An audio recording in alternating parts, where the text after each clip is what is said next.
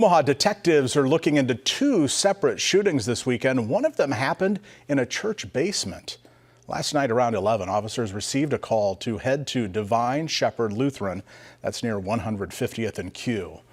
Officers found several people in the basement of the church for a private party, including two victims and a suspect. Omaha police say the suspect was being held down by others at the party. Investigators say the injuries to the victims are not life-threatening. 33-year-old Bismillah Mohammadi has been booked into the Douglas County Jail on felony gun and assault charges.